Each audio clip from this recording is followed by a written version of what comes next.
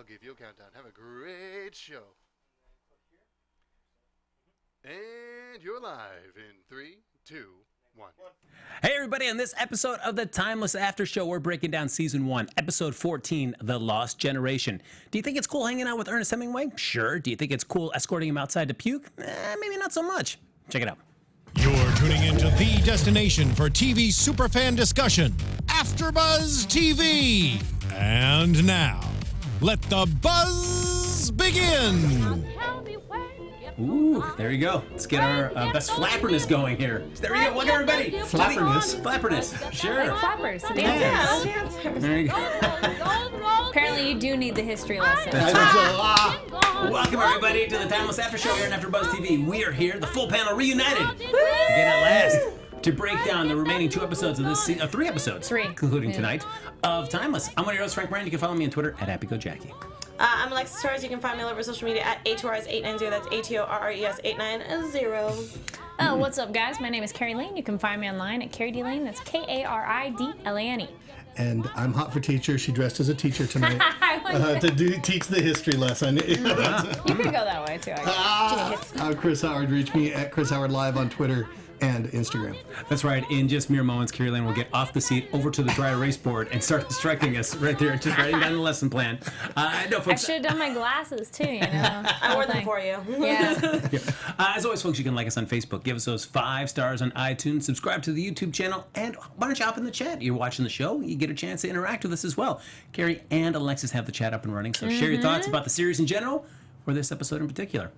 And this, guys, it's all about Paris in the 1920s. Oh my gosh, so pretty cool. cool. That does sound fun, doesn't it? Yes. Let's go do that. I would love to do that. Food, drinking, dancing, and all kinds of other fun activities. Yeah. That's right. But it doesn't all start off all fun and games here for us. We do pick up where we left off at last episode, where Lucy goes to visit her father, Dun, dun, dun. Mr. Benjamin Cahill, Yes. and find out all about the, we get teased about what life in Rittenhouse is like.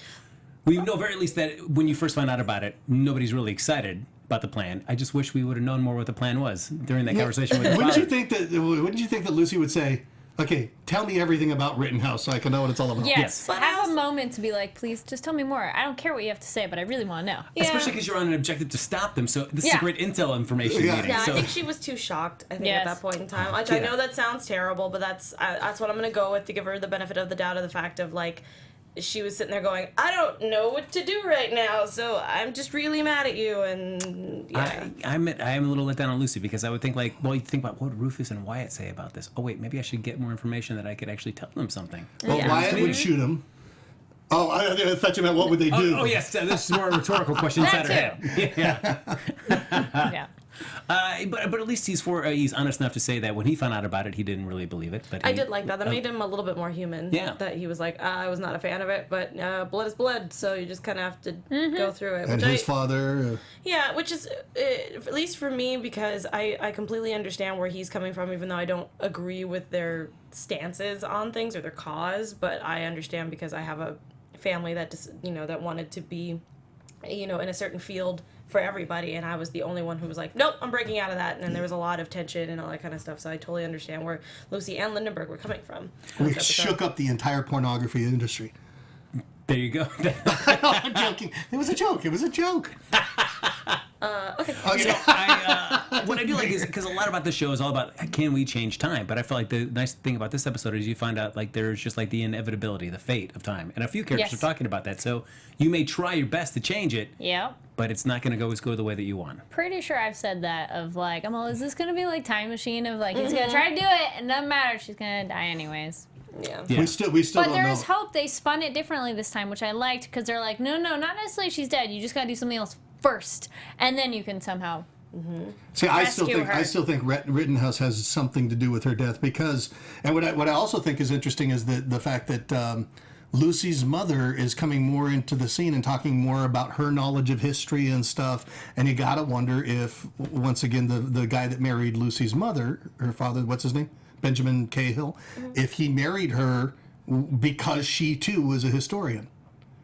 You know, Maybe. is there Yeah, something? maybe. I don't know.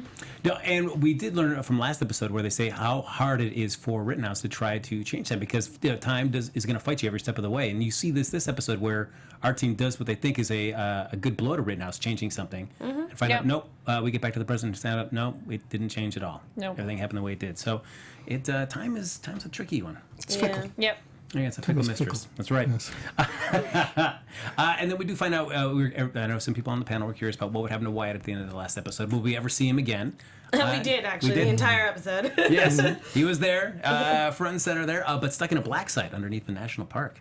Interesting. I like how he's like left turn, right turn, Yes. and roundabout. I know where we are. Yeah. He's just that good. Yeah. Yeah, so Agent Christopher not too thrilled with Wyatt, but just Wyatt is willing to at least accept his responsibility. Like, I did this, I deserve to pay for what I've done. Which I like. I feel like Wyatt has grown up a lot in this episode from Yeah. the fact of seeing him kind of.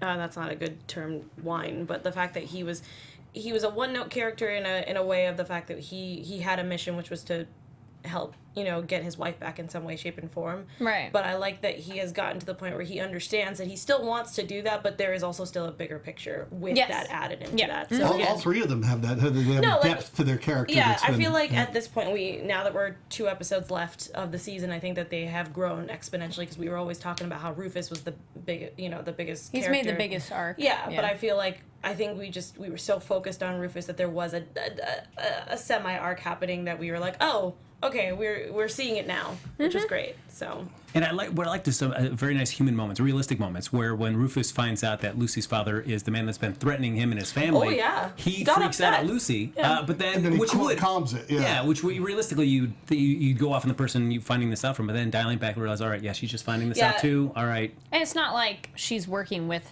her Yes. biological Yeah. father either. And she just kind of met him now too. So it's not even like they know each other. Yeah. And I just like that, like you said, it was very human of them because they all kind of were at high intensity and then they kind of slowly brought it down. Well, it's like the initial reaction, and then he goes, "Oh wait, I'm sorry, I'm being totally a jerk right now. yeah. My bad." Yeah, well, what's interesting is in the beginning. But that's we were, why they're friends. They can talk exactly. Yeah, they about can do it. that. you go. We were 'cause, looking at all the trust issues they were having in the early days, and those No. have been fixed. Yep. Everything's good, and they're bonding. Yep. They're performing. Another two people that are bonding though are good old Emma and Flynn, hanging out in 1927 along with their proverbial their henchmen of the week. They're in 1927. They're and what do you bring when you go back to Paris in 1927? You bring a rocket launcher. Why not? Sure. Yes. Well, how are you gonna shoot down a plane? Lindbergh? Yeah. That is it henchman of the week? Are they changing that guy? No. This guy's been like the number one henchman the entire time, but we have had different henchmen with that henchman That's every funny. week. I don't And think they they're usually very die. distinct henchmen because I haven't No, really noticed. he's the only one because I know that he's always the one that smokes during every scene. And that was a crucial. You need a And- smoker for this one. Yeah, because The cigarette that they're like, this is a specific one. Okay. So, because if you go back and watch Yeah. from the beginning to now, he's always He's smoking. just not a really specific looking character that I'm like, oh, Well, he's wait, we've he's seen also him? always in the background too. Like it's like Right. very. I mean, Yeah. he's just kind of like drifting back and Does he forth. speak? Back there. Did he have any lines? I feel like he's a non-talking henchman. I think. Wait, he talked this one. Did right? he? The blonde No. guy? No, He pulled the gun out. Yeah, he didn't speak. I don't think he did. I think he just stood there. Yeah. I mean, yeah. tell us in the chat if he did, because I feel He's like I missed that. very He's paid high less. level background. Yeah, exactly. Yeah, he's just one of those henchmen that just doesn't Yeah, say words. okay. I love though Emma though. I really like her as a character. Certainly, I know whatever her end game is, but just these little moments that we get, like this part of the episode where it starts off the scene with them talking about meeting Napoleon, and like, he really wasn't short, but he's surrounded himself by really tall people. So comparatively, he seems shorter than he normally would appear. So I thought just those little moments where Emma's like, "Oh, of course I met him. What do you think?" That she Yeah. You seems think like this the is fun my part. first trip? Yeah, the fun part of history, meeting these historical people you've always read about. That would be a cool That thing. actually kind of makes sense though. If you're not like, it's not like he was short. If you're 5'7", and you're hanging out with like 6'5" people. Yeah, of course you're- you'll seem short. Yeah. Anybody over 6'2", you're 5'7", would seem make Pretty you short. Yeah. And it's just like anybody that goes on a road trip, except if you're going through time. But like you go to Paris, you just I want to go to the Dingle Bar because I want to see Picasso. Like I'm here. I mean, I'm not going to waste this time just hanging out in a catacomb. Like the henchmen don't really care about history, but she's like, dude, how often do you get this chance? How can I use No, it? for real. Yeah. He Yep. said, "No, I'm just a henchman." No, she's been interesting. I mean, as much as I love Matthew Orr, and I felt like I was sad to see him go from the show last week, just because he's such an awesome actor, and I feel like we never really got to see much of Anthony in the series at all. I mean, he had little moments that were profound, but just like, oh man, but I like him so much. I wish he had been written out. It was a good part, though. I mean, he played a good role throughout the Written off by Rittenhouse. Right. Yeah. There it is. But we do find out that Flynn's plan, though, is to shoot Lindbergh about a mile away before he actually lands, crash the Spirit of St. Louis there, and hopefully he won't be injured. He just gets the arm a little dislocated. But otherwise, the idea is to try to stop him, maybe eliminate him from history. At least that's Flynn's plan, another member of Rittenhouse. It was interesting, though, that Flynn didn't really... Was his real plan to get Lindbergh, or was it to go after the other guy? Because he appeared to abandon the plan pretty easily in the episode, didn't he? But I feel, I'm interested because like Flynn seems to play a really long game in the sense where you take Lindbergh, you could just kill him right there if you go by Lucy's journal and think that he's a member of Rittenhouse, or you know that the team is always pursuing you when you go to these different locations. You get Lucy in a room with Lindbergh, have her talk to him, and find out more information from Lindbergh about who he's connected with. Yes, because we didn't see what happened once Flynn went over to that house. Yeah. Yes. Yeah, so I think he's playing like the long con is the in my head, where it's just like he just has plans, he's just kind of playing it very slowly at this point in time. He's a crafty one, that Flynn. Look at that. But then we also find out, though, that of course they don't have Wyatt anymore to rely on, so who are they going to be heading back with? We've already met him once before, but David Baumgartner. Yeah, Bam Bam. It's good to see him come back again. Nod to continuity. It's okay. What is that? Okay. I'm just sad that he just came and went. He came and went. I wasn't ready for it.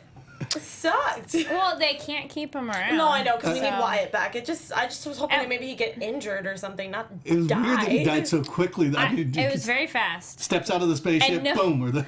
No modern guns. He followed the rules. You're just like... But I hated it because I was like, I hope that doesn't kill him in the end. Yeah. That was just But we at least give it up for him that he was the first person to go and take a trip in the lifeboat and not get nauseous. So Yeah. look at him. He's like, nothing, not even like Disneyland teacups. That was a cute reference. I like that. Jinx. It was cool to see him, though. It was nice they set it up early in the season as a possible replacement, so it was nice to see him come back again. Sad. But they go back to the crash scene, and David, you already proven his worth, realizing, like, probably shot down by a rocket launcher, probably over here. Really quickly finds it out. Yeah. It's a very good detective work there. Yeah. But then they also find a cigarette butt from your boy. I'm telling you, man. Cigarette Henchy. That's all he does. If you go back, it's just him smoking a cigarette in every single plan. And then we get to meet our good boy Ernest Hemingway. Oh, that was cool. That was cool. Goodness. Yes. I just liked how he came into that conversation because I noticed that background person standing behind them. Whether I'm like, wow, that person's really listening to their conversation, and then lo and behold, he's like, oh yeah, I'm like, I want to get the scoop in the story, and so you're just like, oh okay, that was a nice like lead in of a realistic, like if you are this close to someone, you're like, oh, that sounds really interesting. Yeah, especially because they're not really whispering. They're actually talking at the level that we are talking at right now. If they're in France, how many, I mean, I guess they're assuming that people aren't speaking English as much. True. Because Lucy speaks to the locals in French, too, so. Yeah. But it's interesting how many, like, that all those people were in France at that time. That Hemingway was there in France. I didn't realize that. Yeah. Oh, yeah. And they mentioned absinthe and drinking the absinthe, and that was Hemingway's thing, wasn't it? Well, I think it was also big in that time, wasn't it? And Fitzgerald was there, too. Yeah. And Picasso. Yeah. They Have usually... you ever had absinthe? I have. I've had it. I don't. Did you have it with the real wormwood in it? No. No. I think it was something a little bit more watered down, but Right. but yeah, I think in history books, I believe that Fitzgerald and them usually hung out together. That's why they're called the Lost Generation, because they're usually hanging out together. So it made sense for them to be going from speakeasy to speakeasy hanging out. And they were just drinking and. Yeah, I mean, a lot of people hanging out, doing art. Yeah, if you know Hemingway, that's pretty much all he did was write and drink. So and other things. So yeah. Oh, did he smoke stuff and stuff? Sure. Thanks, Dan. Smoke stuff. You saw the episode, Chris. You saw what he was talking about. What you're supposed to be doing. I forget what he said. Screwing? Screwing for those who can't. Yes. Fighting There you go. But also, makes sense as a reporter for the Toronto Star. You got to keep your ear open because you never know what somebody might be saying that could be a good lead for a story. And you got to have great taste buds too, so you can lick a cigarette and figure out what kind of tobaccos you use. I know, that was insane. I was like, how do you know? But I'm assuming if you smoke said a that's lot, what he smokes, so he knows that taste. Yeah. So that makes sense. But I wonder if it was something he didn't smoke, what would he have done? He's like, well, I don't know what this is. I handed it back. It was cool for those General Hospital fans. Yes, both Alexis and I work on the after show for that. Oh, hey, look at that. Yeah, Johnny Sakara. He played Johnny Sakara on General Hospital, Brandon Barrick. So it was very cool to have him on over here. So Was he the one who played Hemingway? Yes. Cool. Yeah. It was nice to see him Yeah, I again. liked him. He was a charming kind of actor personality going Yeah, on. I'm liking that we get to see a lot of Hemingway and a lot of more modern, not modern stuff, but he's been coming back like the Woody Allen film. You could call that modern history. Yeah, the- Woody Allen film, Paris. Night in Paris. Night in Paris. So stuff like that. Like I think there was another thing that they had him in as well, and I think another time travel TV show besides this one. But like I like that he's coming back a lot since a lot of people are like, I know the name, but I don't know what he does, and I'm like, oh, he's done a lot actually, so you should go look it up. Yeah, also, I think people, the more default is thinking of him as like kind of like the Big Papa Hemingway with the big white beard and all that sort of thing. More of that kind of role. Yeah, when But- he's but- older. yes. But, Didn't he commit suicide in the end? I'm not sure, to be honest, how he died. I thought I read something recently that said something like that. But Yeah, I look it don't up, guys. recall. History, do it. But let there's us know such a online five-toed if you cats know. I down like there. how and, the chat mentions it, and then on Twitter, I like Timeless did a great job of tweeting at someone mentioning how, well, one, how Lucy goes, you were just an ambulance driver, you weren't really in the war. And then someone on Twitter asked, was that true? And Timeless said yes. So I'm definitely loving how accurate the show tries to be of as much as we can with the historical fiction. Yeah. But it feels like each character identity is accurate, Yeah. and then maybe what happens is a little. Well, yeah, I feel Yeah. like they take actual, whatever Lucy says is usually a historical fact, Yeah. and then we just kind of tweak it as the episode progresses. Yes. But everything that came out of her mouth is correct, Yeah. all facts. you know what's changed though is remember in the early days where they weren't showing the actual faces that much of the old famous people. Yeah. Then they've Remember we definitely talked about that. expanded. Now they're showing them. Well, and wasn't that putting the- modern though too? Yeah, the closer they get to modern day, Yeah. the less likely they're going to show Yeah. faces. Okay. Yeah, Yeah. because we're supposed to relate to them a little bit more. And just like we said with Hemingway, we mostly know him with the big beard and he's Right. much older. This one, we're like, oh, he's younger. He just Yeah. looks like, someone from the 20s who's just this charming cat. So we don't have it etched in our mind what the person looks like already. Yeah. I mean, there is physical evidence, but you can tweak Right. with it a little bit more than you can with seeing George the W. last- Bush. Or Yeah. Like the last 30 to 40 years, you'd be Yeah. like, but like once you start getting like 60 up to 100, you're like, yeah, you're like, maybe we can just Just show 'em. Just show 'em. I remember them being blonde and tall. Perfect, throw them in there. Yeah. It's fine. So Now, good old Ernest, he knows somebody that can help them identify where this event attack is coming from. And this is Alexis was giddy at this moment. Takes him to the club, and who's singing there but none other than Josephine Baker. oh, Yeah, man, you're she's a- freaking out. Well, because the fact that they said it in the show that she wasn't just an entertainer. She was kind of like the spider in the web of gossip. Like that's kind of what entertainment was in speakeasies at that time. Was the fact that a lot of entertainment, the stars would actually learn a lot from people, especially drunk people, because they're usually just spouting off information. And eventually, she became a spy, and it was a whole thing. And the fact that she was one of the first dancers, African American dancers, that was televised at one point. Like, it was huge. And the fact that she was also very, at the time, scantily clad, but it didn't matter. It was just like, oh my god, there's a woman who's showing her midriff and her shoulders. Like, it's cool, and it was jazz, and it was a whole thing, and it was just really cool to see her coming back. I think there was another artist, her name was Kari Hilson or something. She's a pop artist or R&B artist who did African American women through time, and she did a dance, like the banana dance cool. from her. So I like that she's getting back out there. But Josephine Baker is huge, and if you don't know anything about her, you should look her up, because And I do like how the awesome. writers set in one line kind of give modern day audiences a context for her. Just say when Yes. she's the Beyonce of 1927. Yeah, that was perfect. Yeah. Okay, yep, there and it she is. was a spy. Yeah. There you go. I think that's pretty cool. Chat room informed us that thank you, Justin Hemingway committed suicide in There you 1961. go. Oh, wow. See?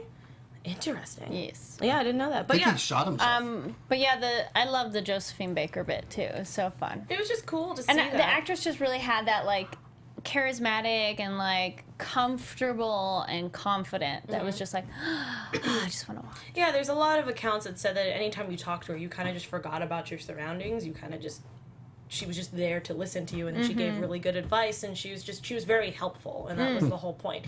I mean, I don't know much about her entire upbringing, because there's not a lot of accounts, and a lot of people say a lot of different stories about her, but I know there's like some sound facts, which we got enough of in this episode, that you didn't really need to go any deeper unless you wanted to, So...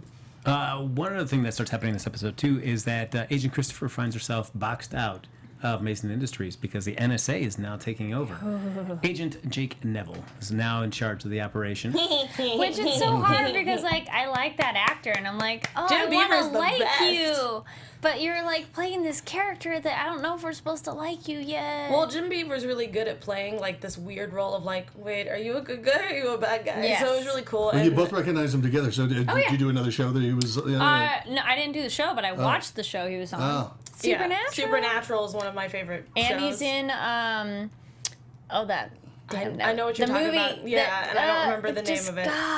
If you know it, put it in the chat. But yeah, Supernatural is huge, and I love that he plays his character named Bobby on Supernatural. Yeah, so it was really cool to see him, and obviously we're going to see another... Crimson Peak.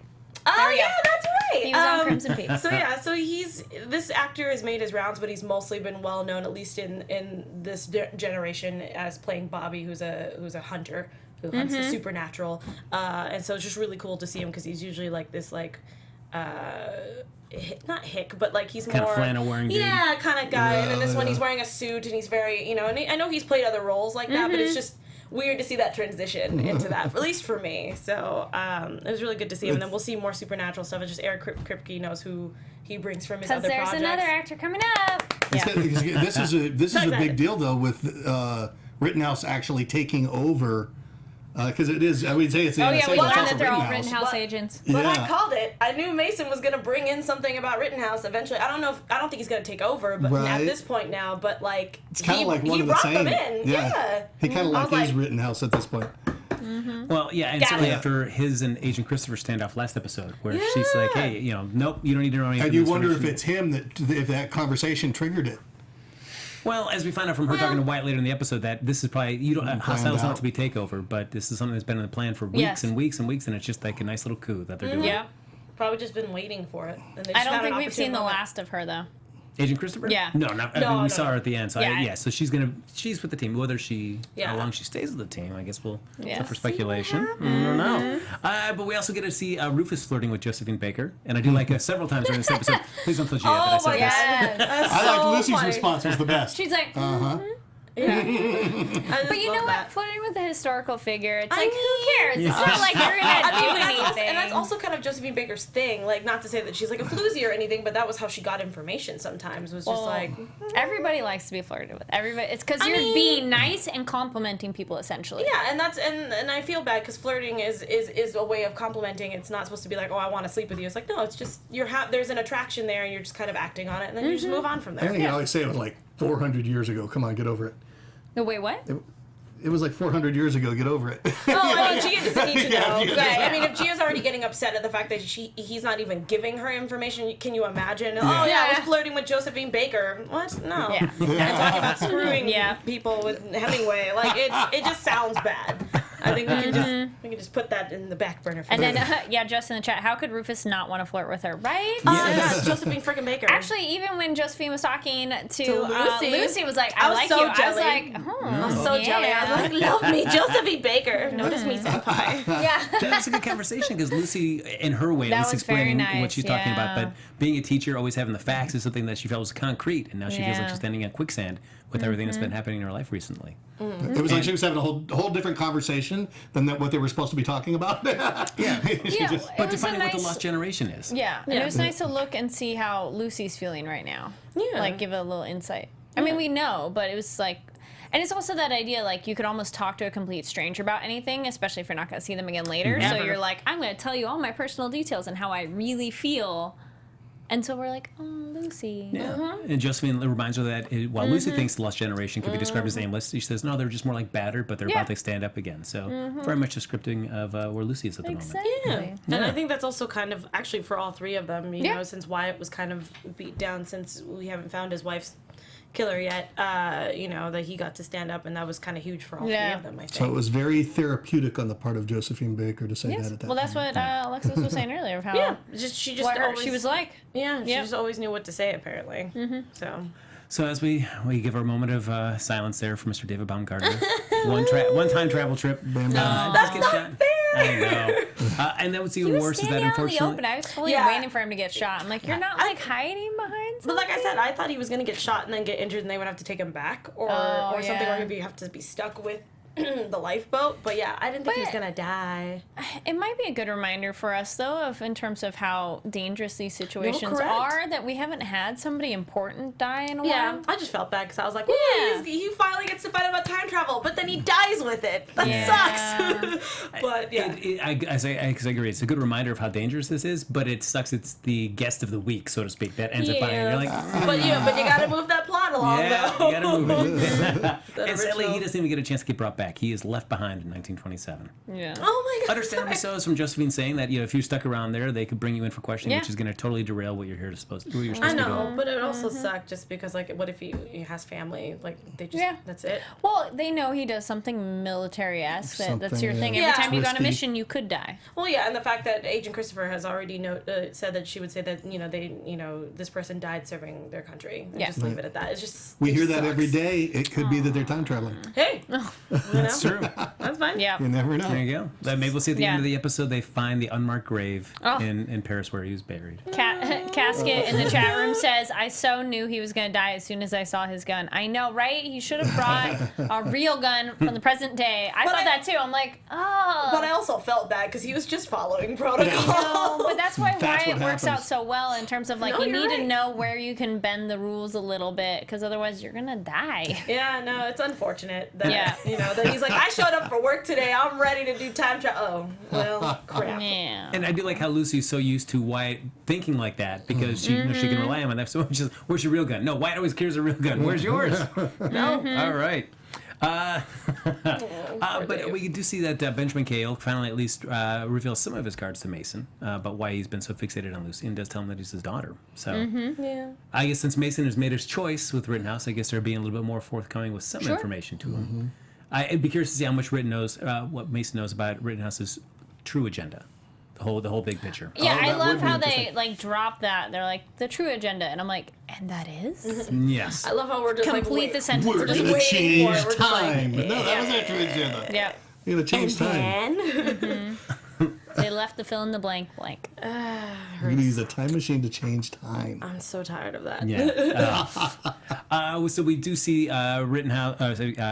Hemingway, Hemingway, Lucy, and Rufus on the trail for finding out where Flynn and Lindbergh are. And they separate because Hemingway can't hold his liquor for a moment. That was Well, the most no, polite he- excuse to puke I've ever seen in my But life. that makes sense though because he's drank so much that he's like, all right, I'm ready to go. You know what? Before we continue, I should probably throw up outside. Yeah, he someone probably take doesn't- me outside, please. He probably was thinking, he's like, I don't want to throw up in here. One, because there's a lady present. Two, because Yeah. I don't want them to find my throw up. I don't I mean, know. you I was gotta trying to be give him- Or in real a house alcoholic. is gross, so Yeah, he might think it that needs to go maybe- outside. You gotta be a real alcoholic to be okay with just throwing up and still going on and still.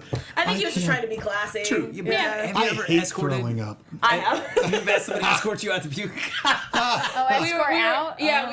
we were about to go into a nightclub for her birthday, and she's like, "Woo, I'm ready. I need to puke." And we weren't close to a bathroom, so she's like, "Can you just take me? I don't want to throw," because she needs someone to hold her hair. So And I then was she like, came back and she was fine. Oh yeah, well, she went 8 shots after that. I was Oh, like, jeez. but No, another I fact just had about someone pull me out. I was like, if I'm driving, I'm like, you need to pull over. yeah, that makes more sense Yeah. too. But like, no, that was more of like she's had too much. yeah. Sylvia in the chat says another Hemingway, since we were talking about Hemingway earlier. Hemingway loved bullfights too.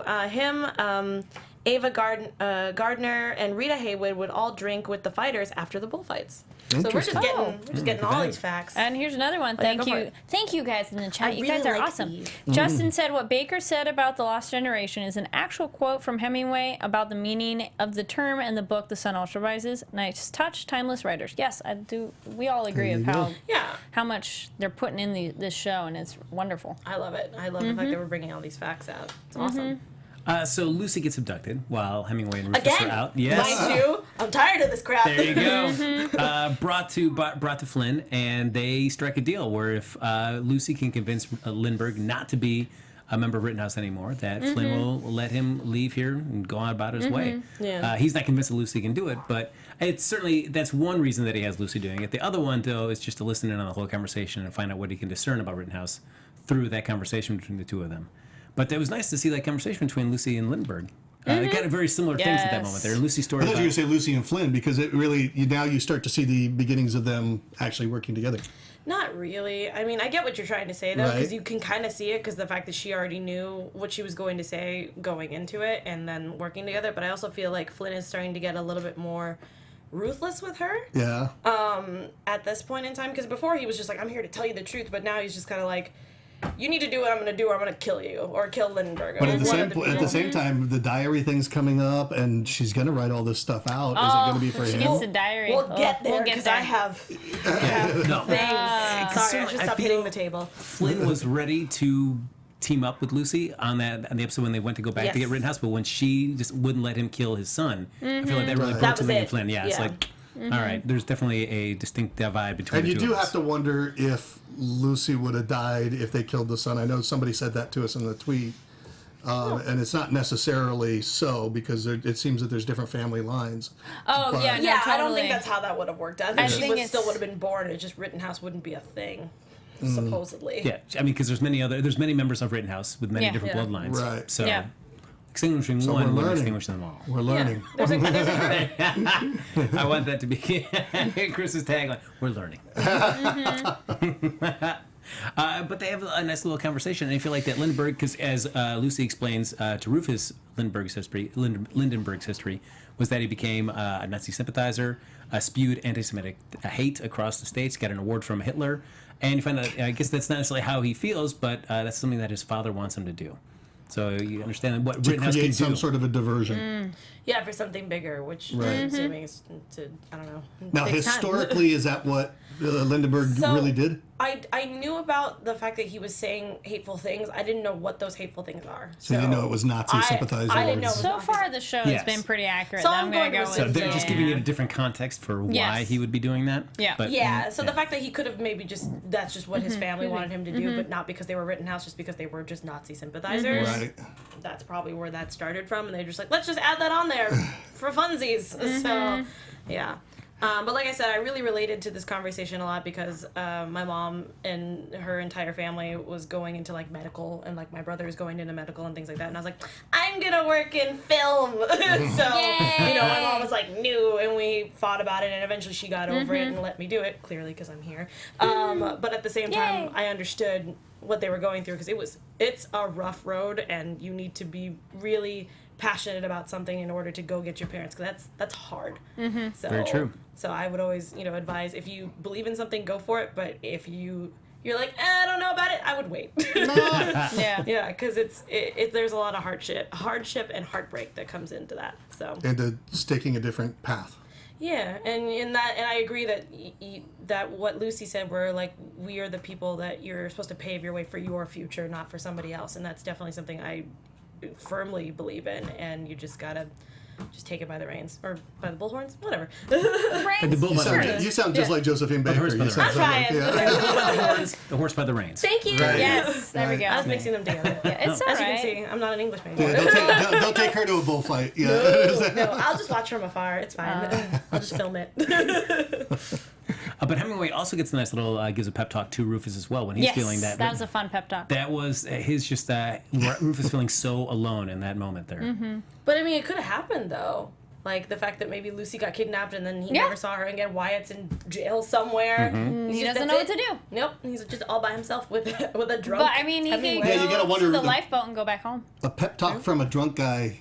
I mean, is there going to be much value to it? but- No, but it made him understand his own truth that he already was thinking, because Yeah. it's one of those, you rile someone up and then they say it and then they're like, oh, you're right, that's what I was already thinking. You just had to get me to say it And myself. a lot of people always say that a person who's drunk, their sober thoughts technically are coming out. So There's no restraint. Yeah. Yeah. So no like filter. no filter. So like Yes. there's, I mean, sometimes it's not true. So you're getting the truth Sometimes- coming from him, is what you're saying. Well, no, the fact that Hemingway is obviously, this is how he is. He knows that if he riles him up to the point where he will admit it, he understands where he's coming from because he's probably Yep. been in that situation before. Got it, Yep. So, and also it makes sense why he drinks so much. He's seen war. He was also an ambulance driver. He's seen quite a bit. He's lost a lot of friends. It makes sense. And the fact Yep. that Rufus can technically relate to him also makes sense. He just doesn't take out his anger through liquor. He takes it out through just bottling it up Yeah. and then letting it out, like what he did tonight.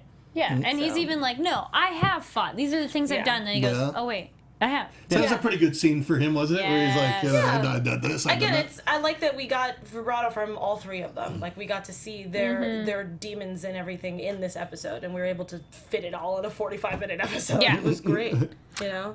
And we find out through Lucy's talk with Charles that it reveals the name of an automotive dealer, one of the largest automotive persons there in Paris at the time, Mr. Javert, that he was supposed to contact if he landed safely, and he's going to take care of it from there. Oh, boy. So Flynn says, all right, that's somebody I need to be talking to. So what he gets to that conversation, as you were mentioning earlier, Chris, we don't know quite yet, but it's certainly something good. Gun, yes. Right? There you go. Is that a real auto brand? I'm assuming so. I don't know. I'm gonna go Yeah. sure. Not familiar If you with guys know, again, put it in the But chat. it's a French one, so it might be a car we don't really have here. Right. Yeah, or maybe it died Yeah, died it out. had a thing then. It was maybe the most popular, and then just didn't move on. I don't know why I was thinking of like Chevrolet was what I was thinking of because it's the same spelling, but I don't think that's correct. Yeah, I don't think way so. off. But I love that when the thing that was irking me, which these guys can witness, because I was sitting there just like flapping my hands You over look it. I was like, like, you look like a band director. well, because I was upset because when he was talking about the catacombs underneath, and then they went into their deep talk, I was like, wait, are we not going to talk about the catacombs? They're clearly in the catacombs if they're underneath the building, but we never talked about it. So I was sitting there going,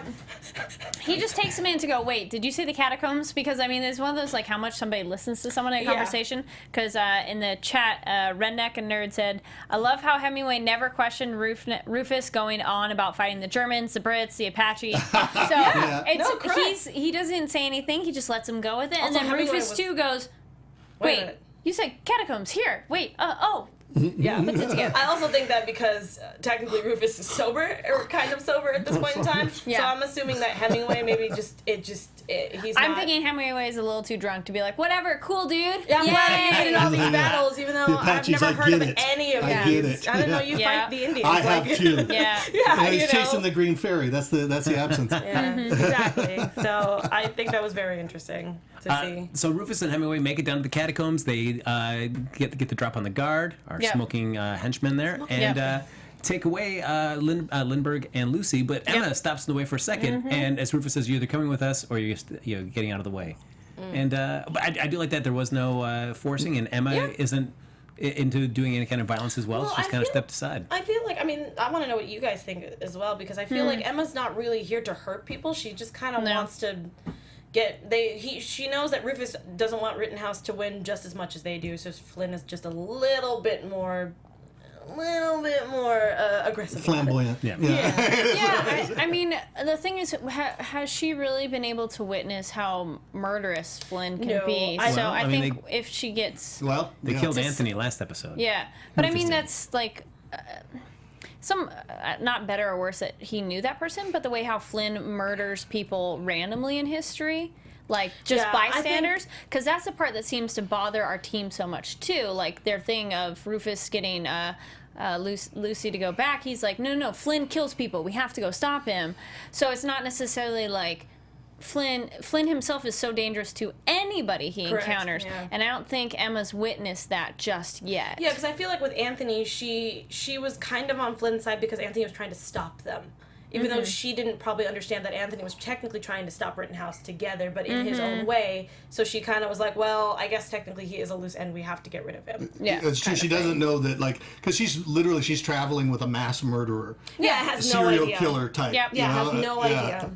So I think that's the main reason. But I think if she knew that Flynn was killing just random people in Yeah. history, I think she would have left by now. Yeah. Me personally. Very true. Yeah. But we also see Agent Chris. So she steps out of the way. They're able to leave. Agent Christopher goes to visit Wyatt. They kind of figure out what the deal is. She leaves him a paperclip for him to bust his way out. Again, I was Black like, site. so does everybody every special agent just knows how to get out of handcuffs through That's paper right. clips? I need to learn how to do that. I would like to know. And our team makes it back to the Or present hair clips, bobby pins. Yeah, bobby pins, and I'm just like, I don't get it. to find out the new status quo there over at Mason Industries, that now that Rittenhouse is running the show very openly now. Yes. So they, although they are supposed to act like they kind of really don't know that. And Lucy Love it. does find out, though, that nothing changed with Lindbergh. He disappeared for a few weeks, but ultimately came forward and claimed credit and went on to the life that we know. I just think that even though Josephine Baker tried to help him, I think there was some way, shape, and form that, just like any kid, it's hard to see your mom get mad or be disappointed or something like that. So he probably couldn't handle maybe his family being disappointed, or maybe they forced him. I have no idea. But to think that a singular conversation is going to change everything. Yeah, I mean, again, No. it's hard to talk to someone who you either just met or just can kind of relate to you than your parents. It's tough. So I feel like that was just something that he just decided to do. Or they try, or I agree with you. They could have They could easily have tracked him forced down. him, and forced him to do it. But I also it also shows that, like, again, we always talk about that time. Sometimes if your day is that day, it's gonna happen eventually. So it's that weird spectrum of, like, okay, time can change drastically, or it's gonna happen eventually, and you're just gonna have to deal with it. So I like that this show is able to do that. Kind of goes either way. Because Yeah. Wyatt has that nice moment with Agent Christopher. It's either Flynn lied to me about who killed my wife, or fate just decided that my wife is going to be dead. Yeah. So It's what do you very do with that? interesting. But the team is reunited, and Lucy does get a gift from her mother, because in our family, what we do when we have we write things down. No, as soon as she said that, you guys all saw me. They're Yeah. like, why is Alexis jumping around? I was like, that journal! There you go. Freaking me too. out. I'm like, I should write it down. I'm like, Here it comes. you see it, and you're just like, Because I saw Karen just looked at me. She's like, "I'm gonna hate this next part." And I was like, "It's a journal." I was yeah. like, so But you know what, though, too, like, if she knows what it's gonna be, how much would you alter what you write? Like, some people in the chat room are saying, like, what if you wrote false information or something like that? Yeah. Now, knowing what she does know, could she rewrite it and help, like, maybe Or- steer it a different way? or maybe technically all together. Maybe if we have that kind of like time loop kind of theory, that maybe she did write all these things because she knew that she was gonna eventually meet up with them. That's my Yeah. prediction, is that she planned all these meetings. Like but that's what Flynn kind of tells her in the beginning. Like, you did write this, so Yeah. it's one of those, she doesn't know it yet that was her plan, but it is. That, so. Yeah, so that was going to be my... But I see. This is where I said that it looked like the beginnings of her working with Flynn, because ultimately it appears that that's what happened from the journal that we've been reading, and so she's coming to a point now where kind of the places are being laid out. Rittenhouse is over here at the Mason Industries. They've got, the other side, and she's realizing that, even though she doesn't like Flynn, he may be one method to taking Rittenhouse out. Yes. Because Yeah, no, I mean it makes sense, and that's why I think it's more like leaving breadcrumbs for your older self is Right. what I'm thinking. So it's like a Hansel Gretel kind of situation that she's trying to do, and that's where that time loop kind of continues through. Yeah, So- very much so. Where if Lucy takes a page, and the rest of the team takes a page from Flynn, where they play the long game, Yeah. where Yeah. everything that we've seen so far in the journal is accurate because that's experiences that they've had. But now going forward, anything she writes new in the journal since that point could be stuff planting seeds for Flynn to screw up, so they can get the upper hand. Maybe, Yeah. be interesting. But that's what we've got. We've got 2 episodes left to figure out what this fine team is going to do to try to stop Rittenhouse snaps. and or Flynn. We'll see what the deal is. So why don't we do a quick prediction before we wrap up this episode? ooh, let's see. Next week looks like. Wait, Wait, what was it? I was going to say the other little thing that people are very excited about is the Lucy and Wyatt hug. Oh yes, I forgot. Yeah, I was like, People I were know. like, "Oh my gosh, the hug in the fields." I mean, it is, but it's that awkward moment where he's like, "Okay, well, my wife," and so it's like, Yeah, that's just you know. yeah, it's rough. I mean, it was nice to see them back together. because she's like, "I'm so happy to see you." Oh yeah, your wife thing.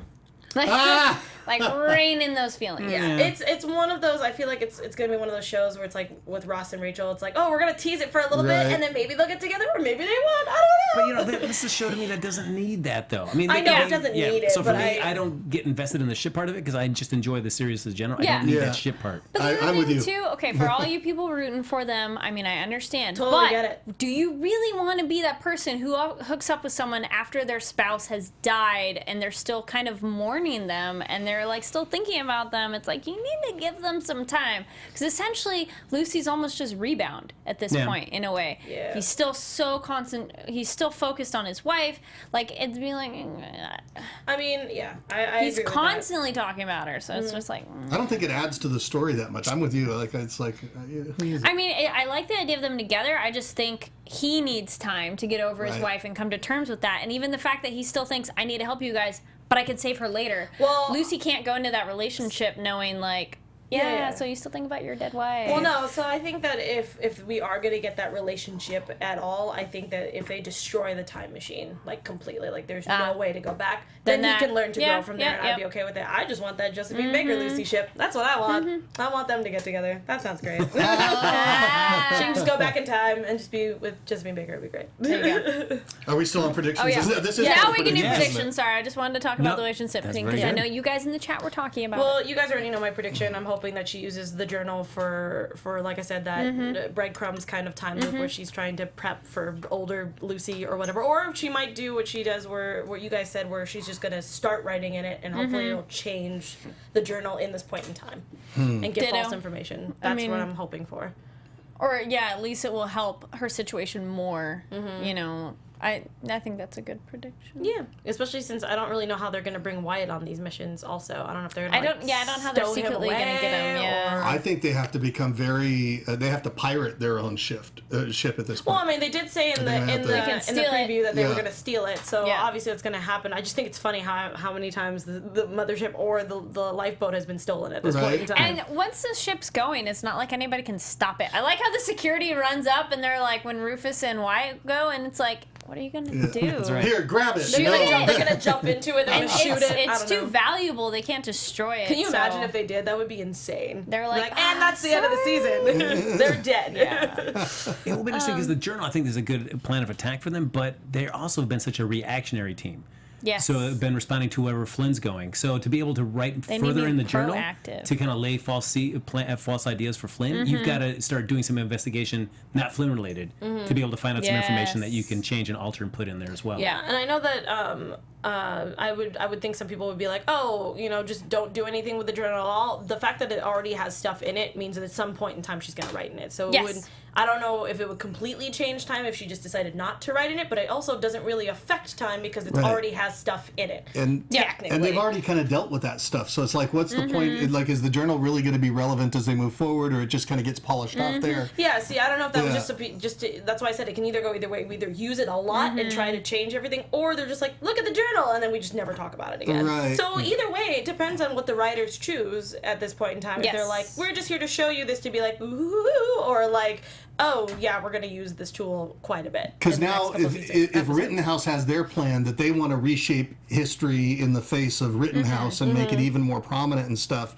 if we're granted a next season, then then maybe they got to go back and chase Rittenhouse that's now attempting to build their prominence rather than Flynn, who was trying to kill them. No, I think, my big prediction is that Rittenhouse is successful. They do not get out of that, and then at least half of the next season for season 2, hopefully, crossing our fingers, that they're actually trying to actively fix time at this point, at this point. Not from Flynn, but from Rittenhouse. From Rittenhouse directly, and that I think that either Flynn dies or he disappears, in general. I can see a flip where Rittenhouse still stays control where they are right now, and they've got the lifeboat, but then the team gets hold of Flynn's mothership.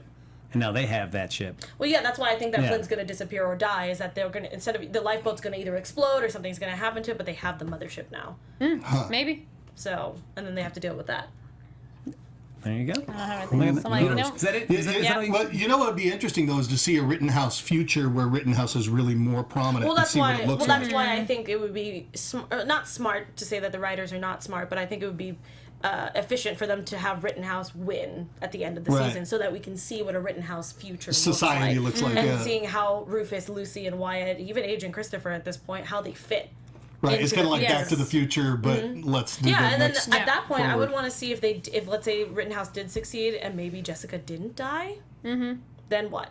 Because maybe she was a part of it, or maybe that's just how that future was. Everybody's just there, and you have to deal with this. Maybe Jessica's like, I totally agree with our new leaders. I think it's great. And then Wyatt's like, oh my god, what are we gonna do now? Like, it would be insane.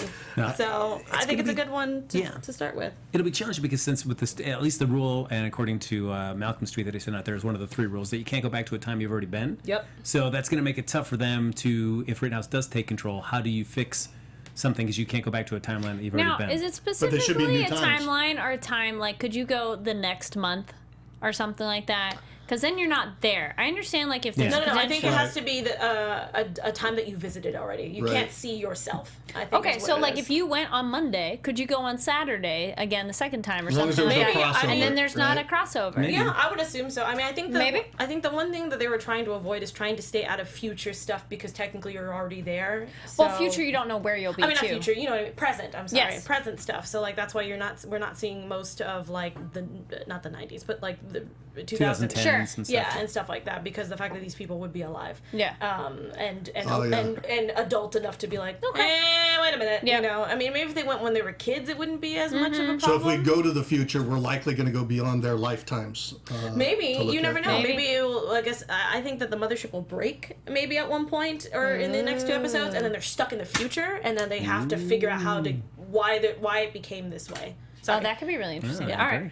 I'm jumping into theories. all these places. Look at that. Yay. So many theories, and we'd love to hear more of yours as well. So, folks, why don't you share those theories with us on various forms of social media? You can like us on Facebook, give us those 5 stars on iTunes, subscribe to the YouTube channel. Everybody, thanks so much for hopping in the chat and sharing your thoughts about the show. And if you want to share more of your theories, you can reach out to us on Twitter. Chris, where can they find you? Chris Howard at Chris Howard Live, Twitter and Instagram. And you guys can find me on Twitter and Instagram at Kari D Lane, KARIDLANE. And you can find me all over social media at atorres890. That's ATORRES 890. You can follow me on Twitter at HappyGoJackie, and I'm getting my Gram game going. So why not follow me on Yeah. HappyGoJackie there too? Sure. You're gonna hate all that food that's coming through. That's so 'cause gross. it's That's all I'm doing No, right it's now. amazing, and I hate it. All right, folks, we'll see you back here. Only 2 episodes left for the Timeless After Show. Bye, guys. From executive producers Maria Menounos, Kevin Undergaro, Phil Svitek, and the entire AfterBuzz TV staff, we would like to thank you for listening to the AfterBuzz TV network. To watch or listen to other after shows and post comments or questions, be sure to visit AfterBuzzTV.com. I'm Sir Richard Wentworth, and this has been a presentation of AfterBuzz TV. Buzz you later. Maybe that's why he... The views expressed herein are those of the hosts only and do not necessarily reflect the views of AfterBuzz TV or its owners or principals.